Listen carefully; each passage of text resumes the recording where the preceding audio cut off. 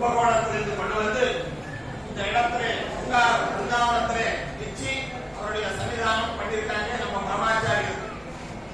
அப்படி 2005 அந்த வருஷத்துல இங்க பண்ணது. அதுக்கப்புறம் நம்ம குரு மகாராஜர் 2007 இங்க வந்து திரும்பி கும்பாபிஷேகம் பண்ணி கொண்டு வந்து வச்சு அனுகிரகம் பண்ணியிருக்காங்க. ஏன்னா நம்ம தமிழ்நாட்டில் ராயர் கலந்து தமிழ்நாட்டில் இருந்து தமிழ்நாட்டில் படிச்சு தமிழ்நாட்டில் கல்யாணம் பண்ணி தமிழ்நாட்டில் தான் ஆசிரமம் வாங்கி அவருக்கு ஏகப்பட்டமான ஒரு அபிமானம் தமிழ்நாட்டை பற்றி. ஒரு வாட்டி இங்க பிறந்து உலகத்துக்கு குரு மகாராஜராய ராயராயி மந்திராலயத்தில் வந்து உட்கார்ந்து இருந்தாலும் திரும்பி தமிழ்நாடுக்கு வரணும்னு அவர் தன்னுடைய ஆசை. அதனால இங்க இன்னொரு வார்த்தை பத்திரிகாவு பத்திரிகைக்கு வந்து உட்கார்ந்துருக்காங்க. அதுக்கு மேல இன்னொரு வார்த்தை நான் வரணும் என்னுடைய நாடுக்குன்னு நினைச்சு எங்க குரு மகாராஜுடைய சமயத்துல 2007 வருஷத்துல இங்க வந்து திரும்பி கும்பாபிஷேகம் முகப்பதிக்கமான காரியமும் நடந்தது. இப்படி பல பாட்டி இங்க ராயர் வந்து உட்கார்ந்து இருக்காங்க. 1991 இங்க கோட்டி புஷ்பார்ச்சனை நடந்தது. ஏகப்பட்டமாய் ரொம்ப பிரமாதமா நடந்தது. அப்போ நாங்க எல்லாம் பூர்வாசிரமத்துல இங்க வந்து கோட்டி அர்ச்சனை பண்ணது எனக்கு ஞாபகம் இருக்கு. பூர்வாசிரமத்துல வந்ததுக்கு அப்புறம் எங்க குரு மகாராஜனுடைய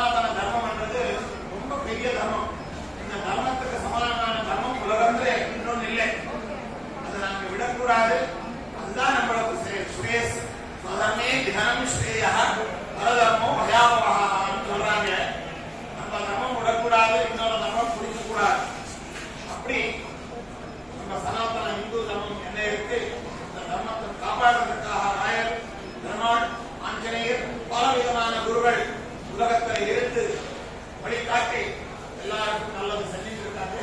அப்படியேப்பட்டமான ஒரு முகாமிச்சல் நடந்திருக்கு.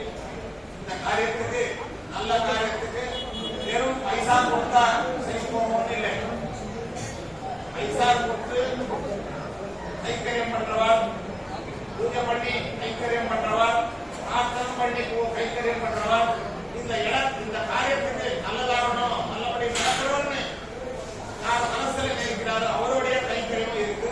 அப்படி பலவிதமான கைக்கரியம் மூலமாய் இந்த காரியம் எல்லாம் நடந்திருக்கு.